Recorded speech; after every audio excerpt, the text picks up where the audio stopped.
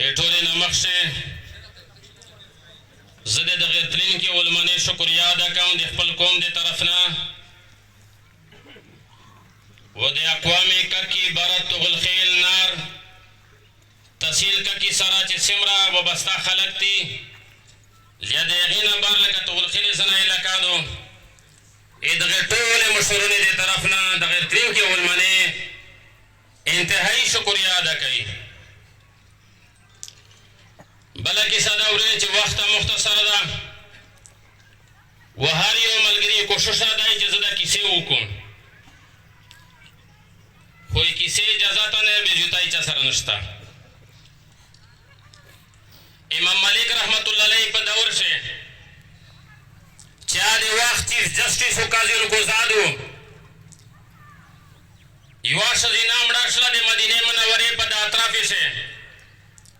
چې کله د کلي ښځینه روغله ښځینه یې لمبوله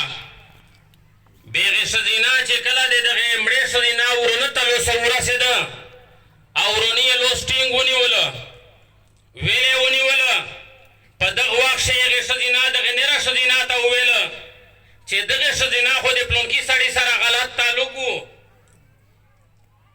چې څرنګه دې دا خبره کوله الله رب العالمین دا پر وصله چې هغه لوس یې د غرونو سره ټچ شله مزدیګرای ده خلک د جنازې په انتظار دي ښځینه لوس د هغې مړې ښځینه را نه خلاصېږي علماوو یې نه یې پوښتنه وکړله 3 ورځې په دې منځ کې تېرې شلې زنه ورته وایي چې دغې ښځینه لوس کټ کا هغې ښځینه خلکو ته یې چې نامې د ژوندي ښځینه لوس څرنګه یې کټ کړي چا ورته وویل زنه چې هغه ورین ورسره کټ کوي چې نامې د مړه بې حرمتي نه کوي چې په دغه دوران کې مدینې منورې ته امام ملک رحمت الله چې د وخت قاضي القضات چیف جسټس و هغې ته دا خبره لوړله هغو ته چې زوی موقع ته لوړ شم چې کله موقع ته لوړو پردیش هغې ښځینه نه پوښتنه کوي چې تو چې کله د ښځینه ته غسل ورکول لمبوله دی په دغه دوران کې تو څه وویله وی چې حضرت نه څه خو مې نه ویلي خو دا مې وویل چې دغه ښځینه د پلونکي سړي سره غلط تعلق و. امام ملک رحمت الله علیه ونه پوښتنه کوي چې تو سره 4 ګاونډ دغې خبرې شته ته په دا یقیني یې وی چې حضرت نه را خو نو خو پالیار یې ګړی و خو زه ګړی یې تېرو ځکه مې داسې ویلي دي. امام ملک رحمت الله د قرآن کریم نه مسله راوخیستله چې دغ تهمت لګولی دی پر اواتیا تورې لګوي هغې ښځینه ته لوس شخته دی ورونو سره 70 دورې ولګېدلې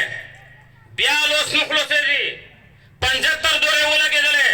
بیا لوس نه خلاصېږي چې کله 80 دورې پیره شوې لوس خود به خود خلاص شو. عزتمنې د نن چې د کومه جرګه راغلي دو دا د امیر خان و د شیرباز په دمن کې یو اکسیډنټ یوه حادثه وه خو قربان شو د دغې مشرونې نه ایبانی د کوم مشرون خوزړي یې د ککي یې د ټول خیر برات مشرون چې دغې هغه کردار ادا کړ چې شاید داسې کردار چا ادا کړه نه ده. نن د حاجي صاحب چې د کومه خبره وکړه چې 10 لکه روپیې 5 مشینه حاجي صاحب دغې په دې نه مخکې ورځ چې راغلي 2 مشینه د دې حالت کې مې د کوم دا وانه چالول ده شي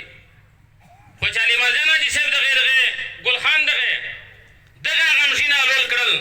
په دغه وخت باندې د میز دغه یې وویل چې یاره اتو ننوتې مې قبیله دو میز خلک دې جوړولی اتو ډول خلک نه وي وکه بې په دا دنیا کې ورینې جوړه نه وشي بې د آخرت شته قیامت په ورځ باندې جوړه شته په قیامت کې به داسې یو محفل لګېدلی جناب نبی کریم علیه الصلاة والسلام فرمایي چې د حشر میدان وی لګېدلی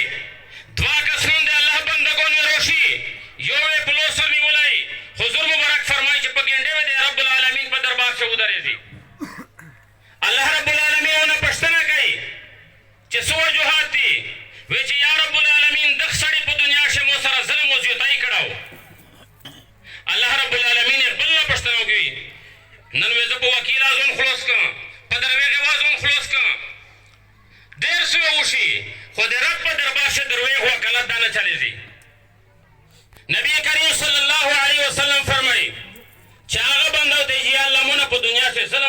وځي تا یا شو د سړي سره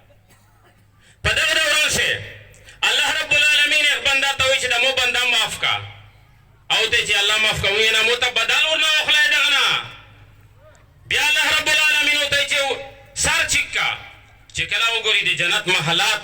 بلډینګونه دا وګوري چې کله محلات وګوري یا الله دای چا دی دا د کیم پیغمبر د کیم نبی د کیم ولی د کیم صدیق دی الله رب العالمین ته فرمایي چې دا د یک سړی دی چې څه کې قیمت ادا کی خو نو دا قیمت د ګلخانه جی سره وي نو د قیمت د علی مرجانه جی سره وي ونو جنزیبا جی ګل سره دا قیمت وي نو د یوسف حکمتیار خان سره دا قیمت وي چا سره دا قیمت نه وي الله رب العالمین ته فرمایي دا وی چې یا الله